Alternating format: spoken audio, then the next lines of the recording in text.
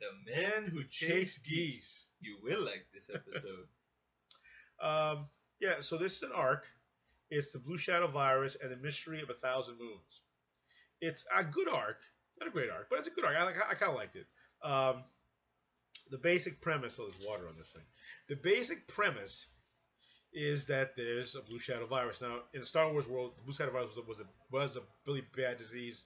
I'm not even sure it was canon. I don't know. Then it became uncanon. It gets canon again, but it must be. Everything is no longer canon. Well, it has to be because of this thing. So, and it was, and they got rid of it just generations before the Clone Wars happened.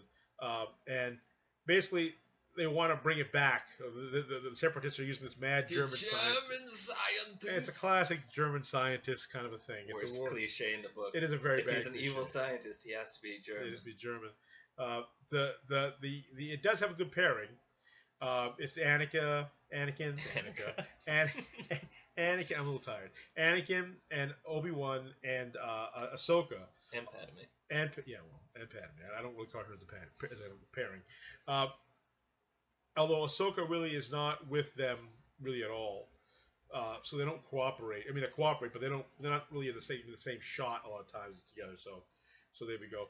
Why don't you start? So I really liked the pairing that apparently wasn't a pairing. That was Ahsoka and Padme, because those are the two girls that Anakin has feelings for.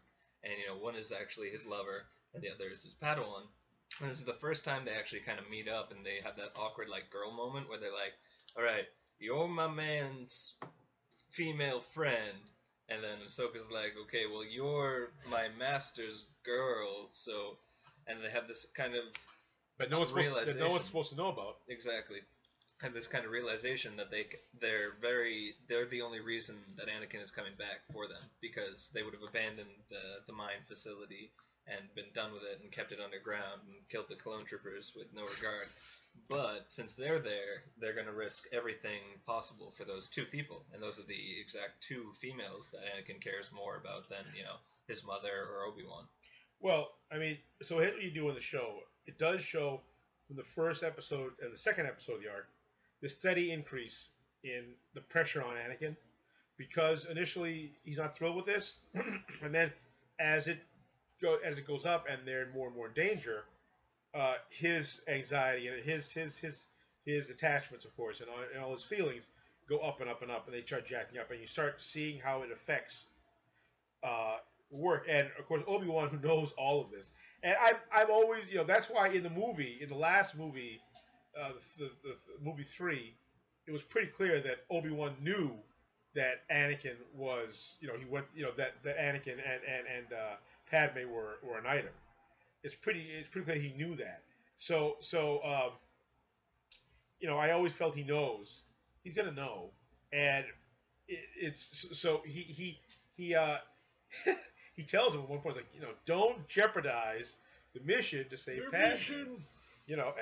So he's trying to say, listen, because if this gets out, if the Blue Shadow Virus gets out, it could destroy billions of lives. Yeah, it's either 5 people or an entire planet. Yeah, so that's the thing. So there's that. So you see this steady increase. You also see, even in the second film, 1,000 Moons, which is interesting, that he's now he's seen them. They're about to die. It seems they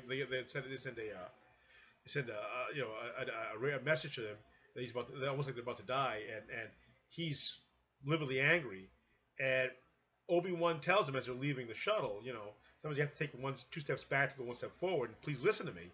And he does. And again, this is the consistent story, which is that one of the few people there's only like 3 people, I think 4 if you count C3P. I mean, not C3,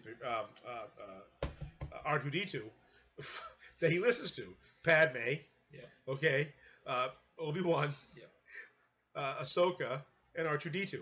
And beyond those 4, that's it. Not and only one of them is on the council. And a low-ranking member of the council that he is, but that's it. So yeah, I did like a lot of the shots.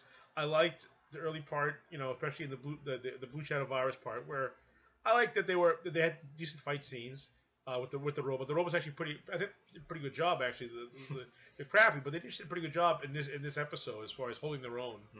And how even the meekest of droids is the one to survive, and it shows that it only takes one person to basically commit a genocide. Yeah, that's true. That's true. I like the. Oh God, that was you. Mm-mm. That was me. Mm-hmm.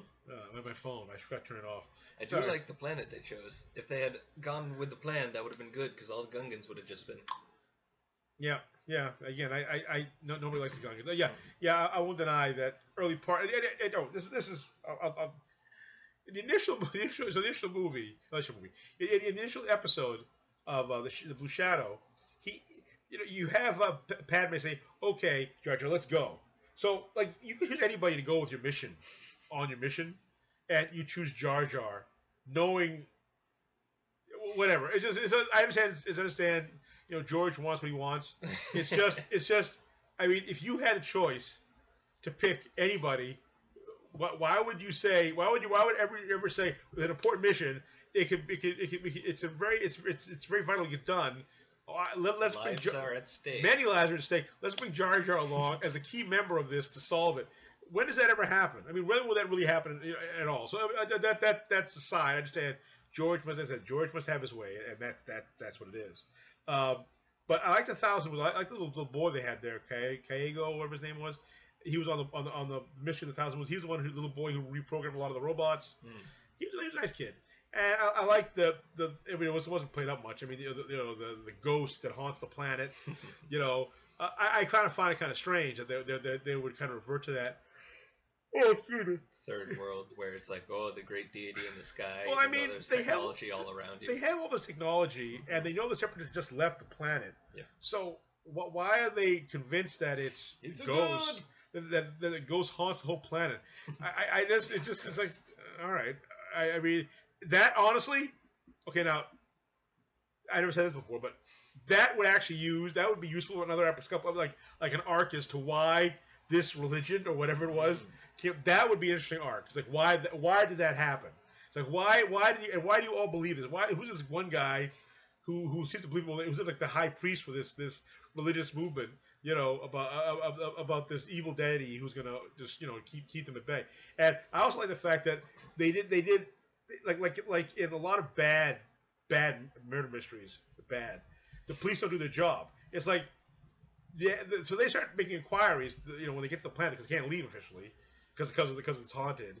And Obi-Wan just makes inquiries like, let's figure out where this power source could come from if this was something. And what planet it was. And they find out just by asking questions like, we used to live on this planet, but they kicked us off. Well, let's go take a look there. Oh. Surprise! There it is. So I mean, it's like you have all this technology, and it's right there. You don't even ask like the most basic who, what, when, why kind of questions. They're just stuck. It's like, well, it's haunted. Well, that's the end of it then, I guess. I mean, it's just live out the rest of our miserable lives. I gotta believe that there's a big understory which we haven't talked, which is probably discarded or something. That about why this religion took off, or why everyone on the planet believed it, and why they stuck to it, why they never bothered investigating in any way, shape, or form. Yep. I mean, why? It's just weird. It's just a weird. Again, I feel like. I'm sorry, I'm very tired. I apologize. I've been up with my nephew for a while. Anyway, I had to feed him. Anyway, that's not the point. The point is this: my nephew made it to this program, but what was I gonna say? Yeah. Rating. I give it a 4 out of 5. I liked it. I did like it. I liked how it showed again about Anakin's attachments. I liked how it showed who he listens to. I liked how it showed how the robots did pretty well. I thought. Quite frankly, against them, usually they don't. They did pretty good. They did a pretty good job. I like the little boy. I like the whole haunted planet thing. I wish I could have done more with it. Quite frankly, yeah. They had added another episode before that to show why it's haunted or why people think all that. I think that would be interesting. I think it would be interesting. But that was it.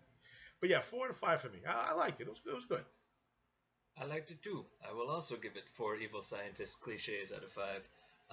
The boy character was good. I hope they do something with him in Rebels, maybe, because I don't think they do anything with him in Clone Wars after that. No, he's a oneer. He's a oneer, but he's a good one, and it shows that like even the smallest guy can basically reprogram all the droids and be useful and sees power in his little community. And Blue Virus is a Black Plague type thing. Wipes them out, kills them all. Worst thing ever, and suddenly there's a cure and it instantly goes away. So all in all, it's resolved. The planet is saved. I like that with the root thing, like the root thing.